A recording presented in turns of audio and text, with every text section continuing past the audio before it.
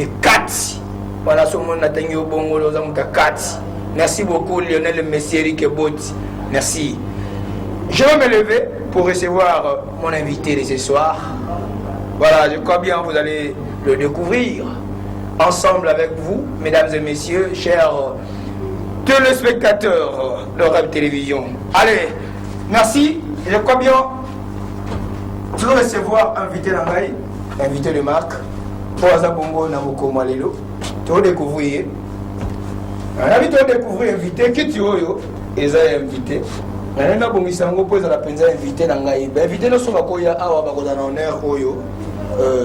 Je crois bien la sœur va faire son entrée et nous allons recevoir sœur Grâce Diakese et Wana Dokota. Je crois bien. Ah, merci beaucoup. Allez.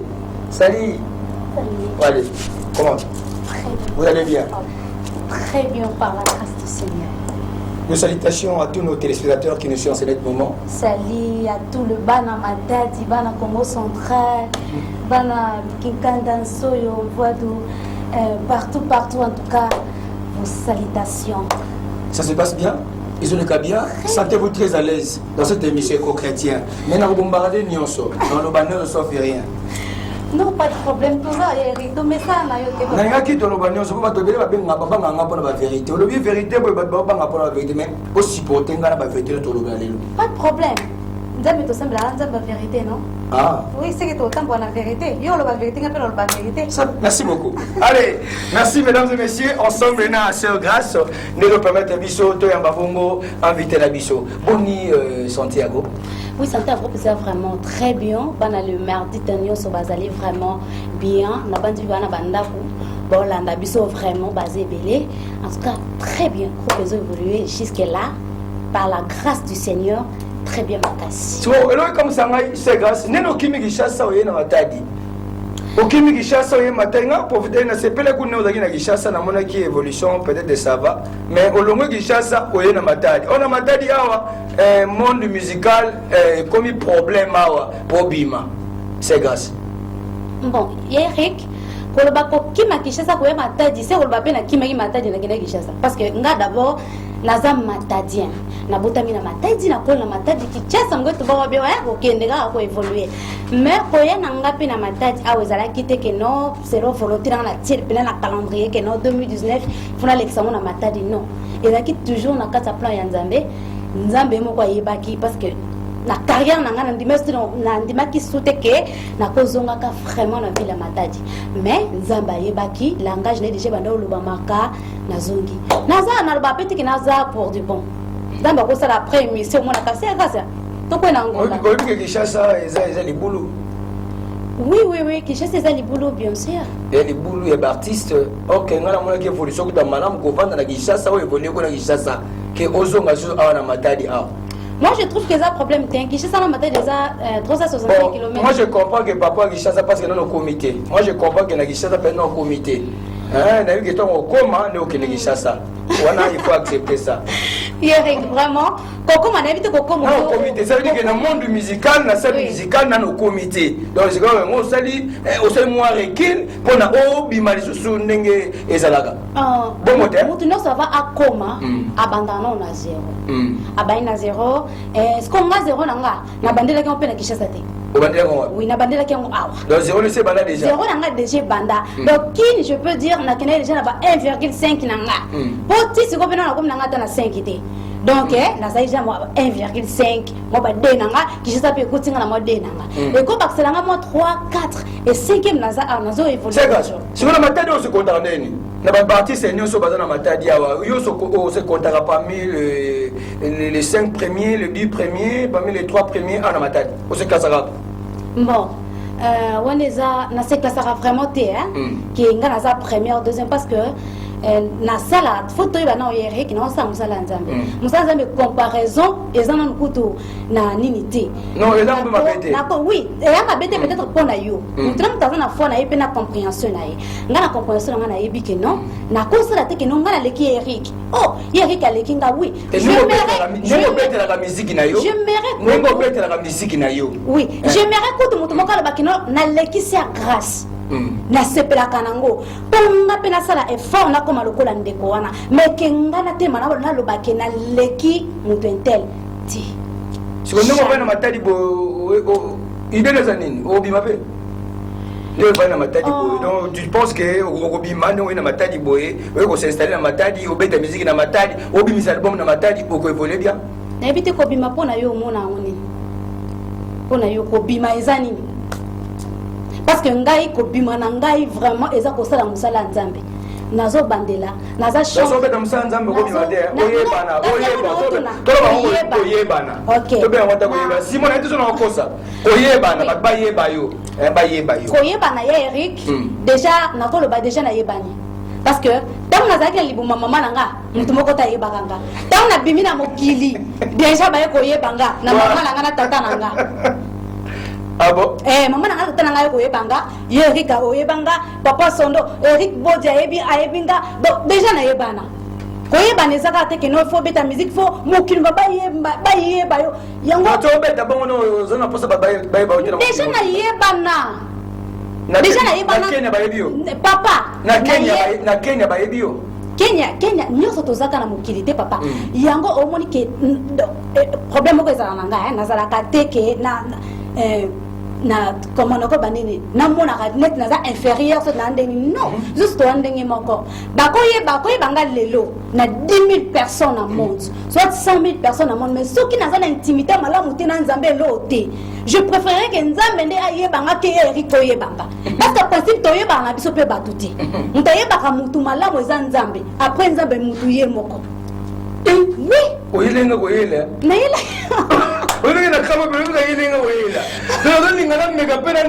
na nettoyer akena mpanzi oyelenga yelenga koyela allez on suit d'abord cette clip et on revient juste après ensemble na Maman Grâce clip Semba la différence. Waouh, c'est formidable et je crois que vous pouvez découvrir clip qui comment découvrir musique qui tourne là qui sentez-vous très à l'aise mesdames et messieurs plus de textos na botangango botu na mituna pas c'est grâce le prenant mais c'est non na yeko tu na mituna et puis vous allez sentir que na tu na mituna na tunité ah mais na moni na je na tika peu je crois que et ça l'a bien sur là par rapport il y a Semba la différence bah tu belé Semba la différence mais tu peux découvrir en gros ensemble Nabino bah téléspectateurs.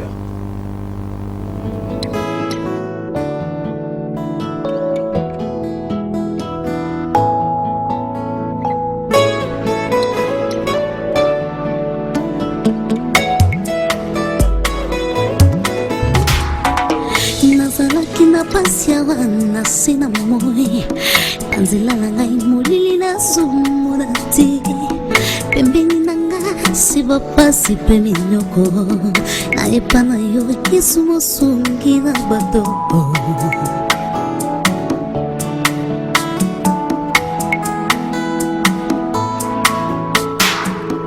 nazalaki na pasiawana sina moi kanzila ngai mulili na sumurati pembeni nanga siba pasi pemi nyoko na epana yo kisumo sungi na bato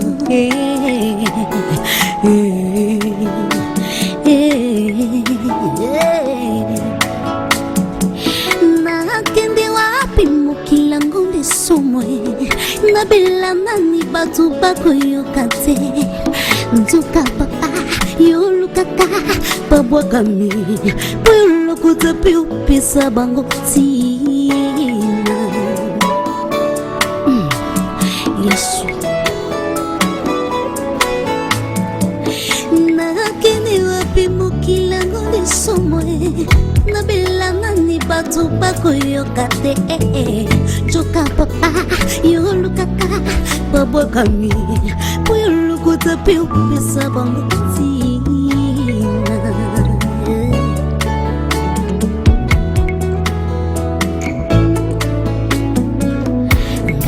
soba tibuya kikomo na pikotala Ngayo misoba tibuya kikomo na pikotala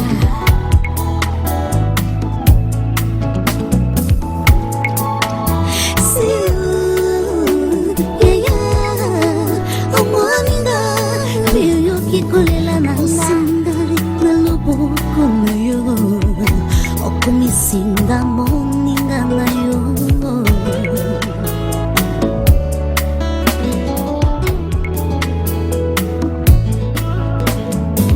naludeba na nyango atsala ngai musika na tobe na nango ayoka ngai Simba bilukota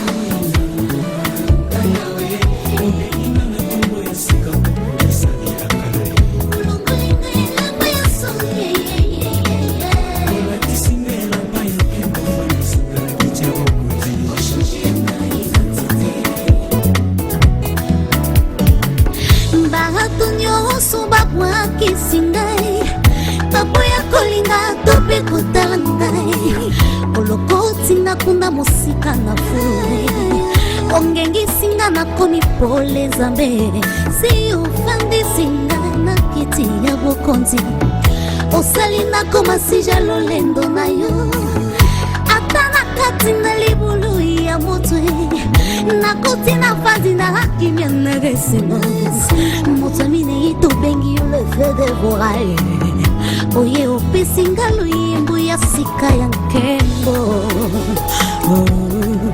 loyembo ya sika mpe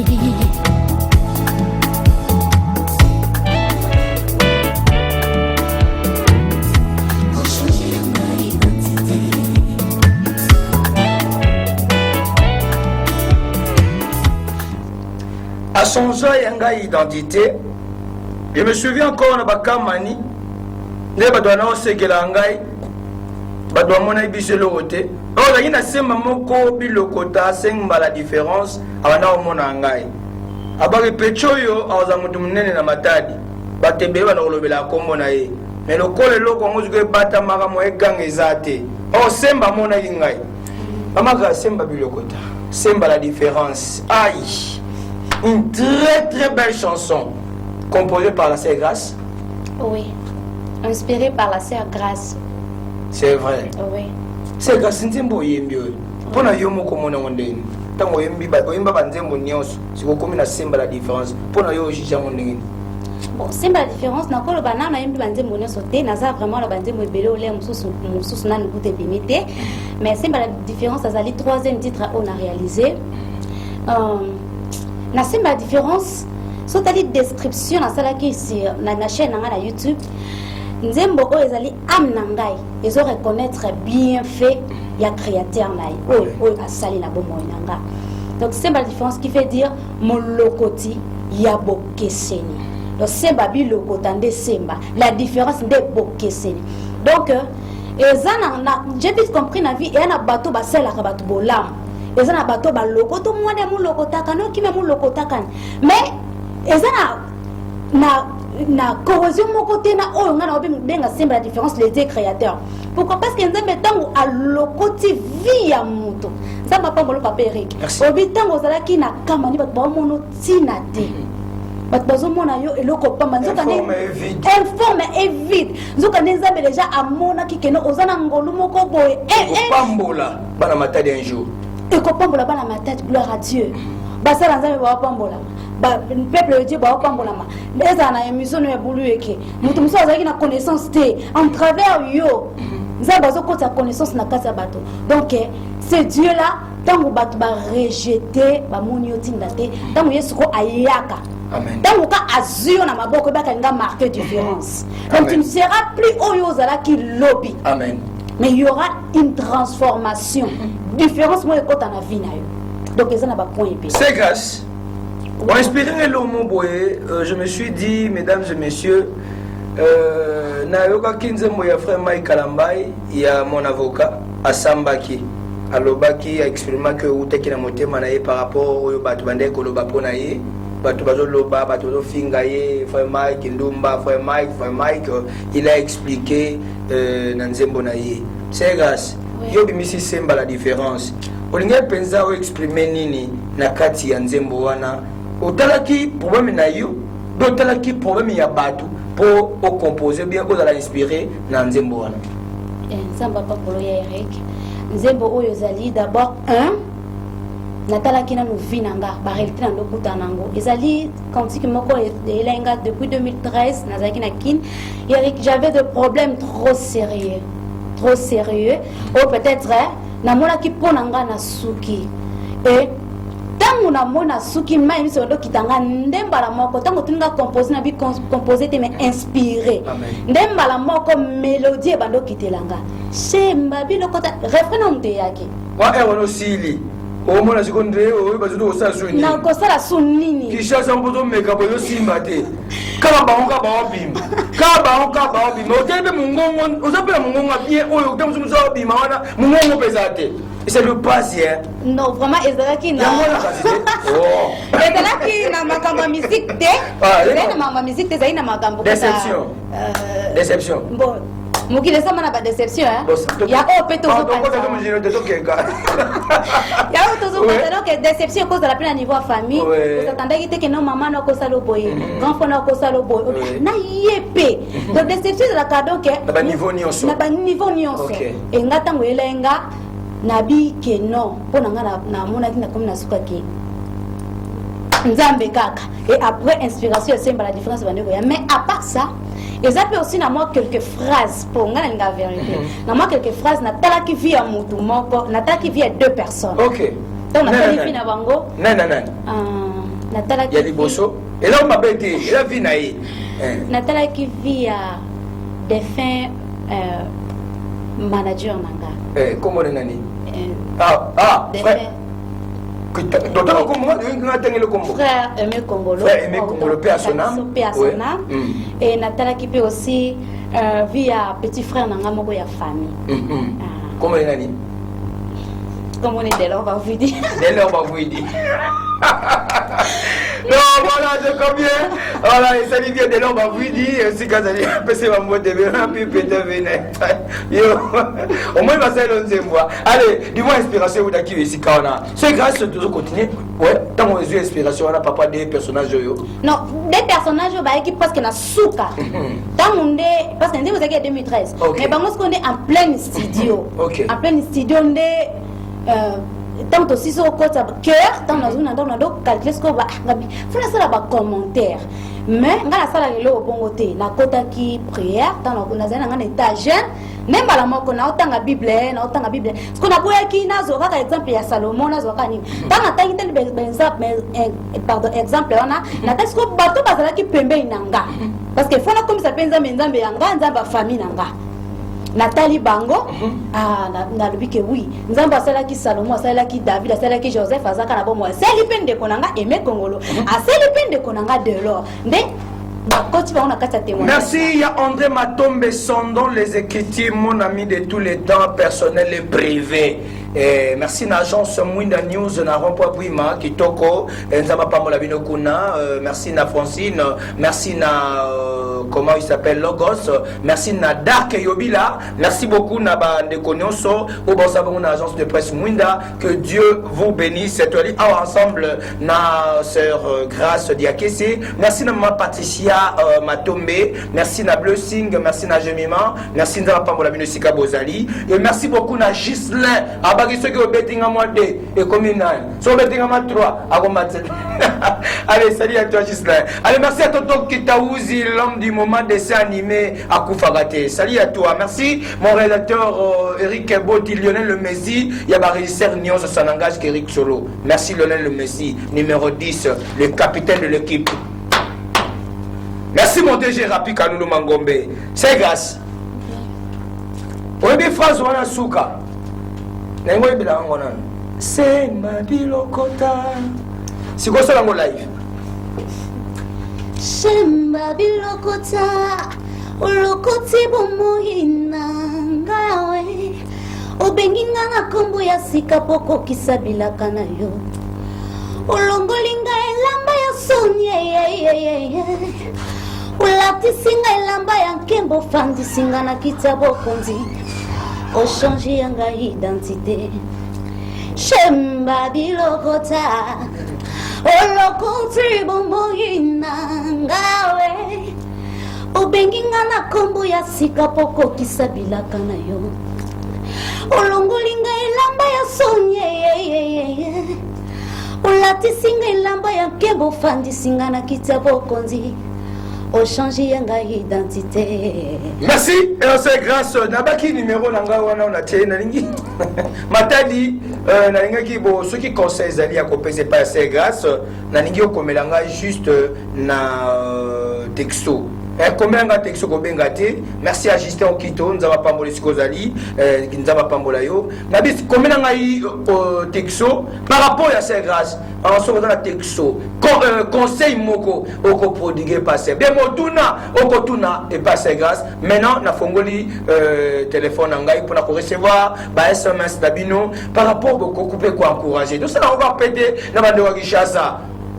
Nabi ne bosa monter kapona bande richasa mettons mon ami peine de kobo azana eloko na nzambe boko pe ko appuyer ko soutenir par rapport à conseil na bino et comme ko porter un plus américain peu corriger par rapport à musique qui no bino boyo ki wana na lenga ki moi SMS et puis na otanga ngona banda SMS moko awa ko tuna ba je vous na tayo mona yo bande ni posa na yo Aliboy Eric nzamba memayo mosika oza fin batika yo notre sœur oyo aza mwana matadi. Merci beaucoup. Pas besoin mwana matadi. Donc il y a ces peut-être na mituna otokotuna, je crois aza d'accord nango. Abi bonsoir papa Eric Solo. Yebisa c'est grâce félicitations mais aluka penza akende liboso po matadi eza un peu compliqué soki akosala effort akende ki Kinshasa. Mama grâce moi na raison ko tuna motuna wana. Parce que moment donné matadi awa musique matadi konde kenda liboso chikota et puis nga tuna tano artiste oyo mona penza awa na matadi oyo mona ki akatona na matadi abini pe monde entier ba lobela yi na kombo awa na matadi okotaka na ngasi moto moko bon ba musique matadi baza tellement belé baza belé vraiment na habité na niveau ni oyo zo nga o mimanga ba pe artiste aza na matadi nenge yozo voler na matadi mais artiste na musique pe musique wana e yokani e kangi monde entier partout ba lobela mo na ko son frère autant ko fa Chama frère Chama Dieu merci Dieu merci va sola je crois Elohim Adonai Chama oui bien maman naïf et betape est-ce que frère Dieu merci bane ko voler na matadi bena Kinshasa bon en tout cas na yebaki vraiment vie na yete hein parce que batan wana penga juste temps na yé matadi na écouté à cela 2 semaines d'akufa donc on m'a appris que non ça qui peut moi na matadi donc le moi bongo jusqu'à présent c'est gracieux comme on a tout na yo na bi que nzama pesa yo do apesio likabo mais ce que la minute yo c'est grâce à Azam Mariété. Vous avez marié? Oui. Vous avez marié? Non, n'a pas marié. Si vous avez dit que vous avez c'est grâce à vous. Eric, na kubuya tena buya pona ni. On dit même. Mais ce qui est volontaire, ça me l'a rendu mal. Oui, moi tout na tuni pourquoi? On est pas ser moko boy na ana Congo. Oyo ebi ke no abimisa pa album moko pe katona ka batubele bébé Suza. La sœur Suza oui. Oui bien. Oui. Pourquoi ça n'anze moko ya bébé Suza? Oui bien. Bon, kala na ko yeba vraiment sauter. Na ko yeba moi o abeti mo mokolo. Edini. Il est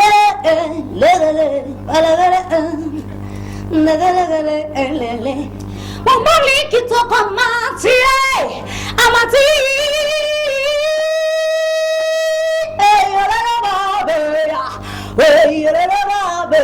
le mamea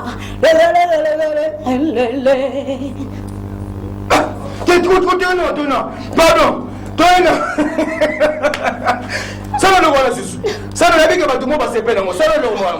N'avait qu'il a textion, ça va qu'il a ta textion là. Dans tel on peut tout le monde le voilà susu. Mon pari qui te commence à matin.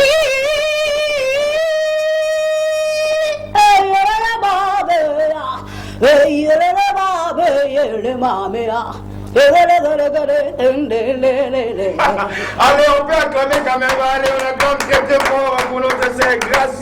Diakesi, je crois bien. Azo Pambo la bana Nzambe bana Matadi, je crois que vous êtes super branché. Nakati ya émission Oyo, il y a beaucoup la lelo. Mais c'est grâce par répétition aussi à la Kawapi. Et puis on s'est ngani na bana Matadi au Baolanda na Tango Oyo. Par rapport il y a c'est grâce la groupe Mobimba. Ok, merci Eric.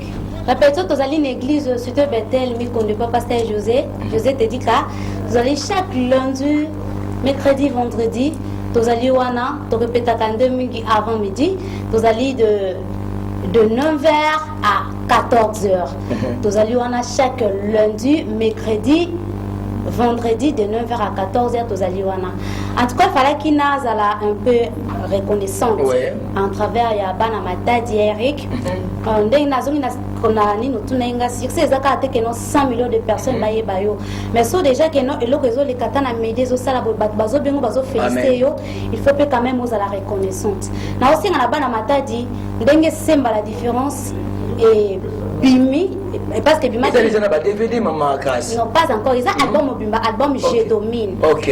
Album Je domine, en tout cas il y a 3 titres en des photos ça mais ce qui nous a sali biso faveur d'ici fin de l'année déjà, donc vous allez céder la biso soit vraiment en tout cas tu que nous on va remettre nous à la disposition la biso. Donc ma contribution la biso, il y a la prière parce que prière des clés à nuance. Prière des clés à nuance. Là peut-être en cause 1 heure de temps prière. Eric peut nous soutenir là sur moi 30 minutes. Ndeko kuna soutenir les la biso vraiment bien ma case. Vous aurez occasion ba bengisa kwa l'église que ne koyemba c'est grâce. Oui. Na Matadi awa ke ba pasteur bengisi yo ba soutenir na mosala zo sala que ne ko betana na moi ba fiche bele na kata ville Matadi. Est-ce que vous soit grâce wana ya ko na kombo na yo ezali ko que ne ko betana ba église? Bon, jusque-là, le Seigneur a salué son faveur. Depuis, c'est ma différence avec moi qui est en tout cas au bêta.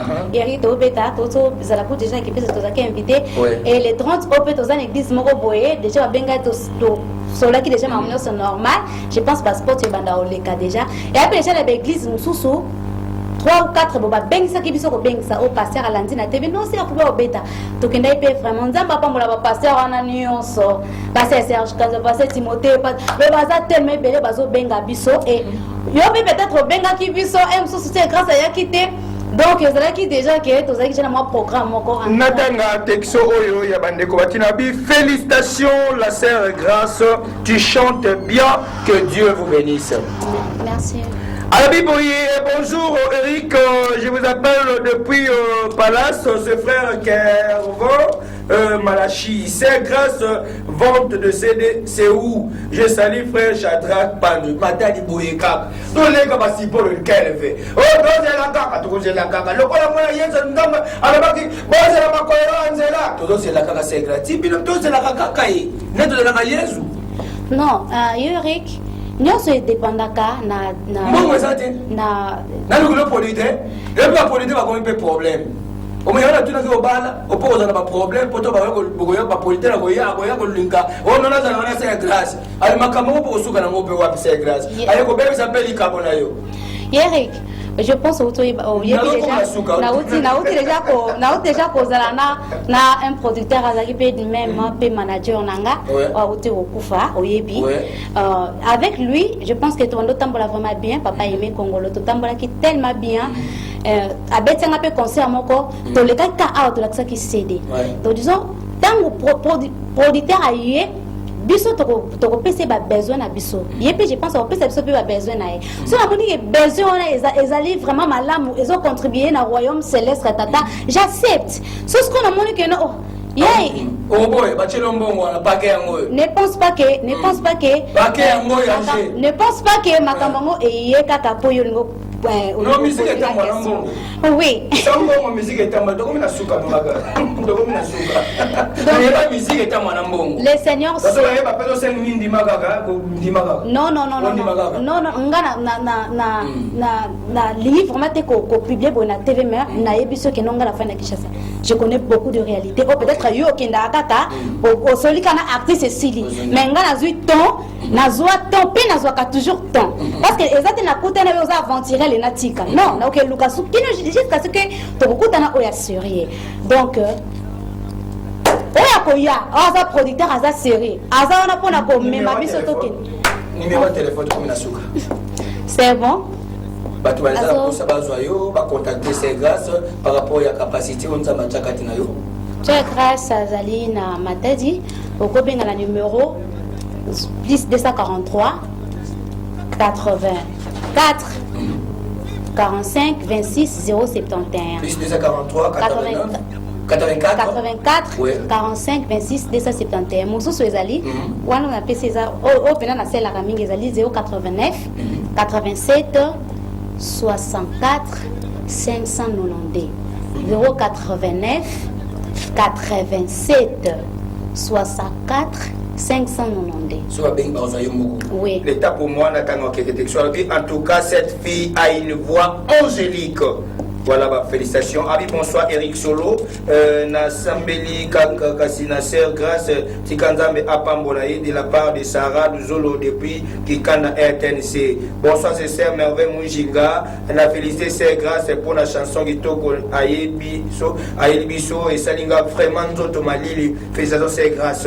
Aïe, bonsoir, Eric Solo. J'aime votre émission. J'ai reçu 5 et 5 à partir de voix du Sali. C'est grâce. Edith, c'est de la part que. Rejoindre son groupe de la part de Naomi Noka. Naomi Noka. Tokomi Nasuka. Tokomi Nasuka, mesdames et messieurs, maman grâce. Nabi ke okotelema. Les gens m'appellent sur Télémi. Nabi ke okotelema oyo Télémi ezali ko annoncer suka yama solo na biso. Suka masolo na biso na lingi osala batenzembo yango pe de Kabwani. Merci na équipe nyonso batave na ngana poko lelo. Merci Eric Bot, merci tonton Kitaouzi, merci beaucoup na ndeko nanga Héritier Kabi, moto moko bien Gislain, moto moko bien après awa bozo sport kitoko pelengi HCB. Merci DG Rapi Kalulu Mangombe. Merci Maman Solange, merci DT Metalani, rediffusion oyo boko kutango mokolo ya mercredi à partir de 15h. C'est grâce. Na tikelo nze moko ozo ça pas la matadi. C'est lui qui m'a sauvé, c'est Jésus. C'est lui qui m'a sauvé, c'est. Nangi ose la bande nzembo wana et puis to kabwani ngana yo na poko lelo ya nani ya se ya Mama Susa. Oui bien modé. Bon les gens ndeko mo na souffrance. C'est l'enze moko boye atona passe. Yani mo c'est l'enze moko boye ko longola ye pe sur espoir ya ko vivre par rapport à maloba oyo ko yise na nzembo. Nangi ka we profiter bon yo. Eric. Yahweh azali na makasi yako kangula moto nyonso azana pasi chea Elikia akosala lokola mansa kotanga makila atambo yaki bisika nyonso azwaki lobikote mobile Yesu abikisaki pona likambona yo cha Elikia akosala akosala akosala akosala dekonanga akosala Elikia akosala c'est pas la différence c'est là akosala akosala akosala c'est la Elikia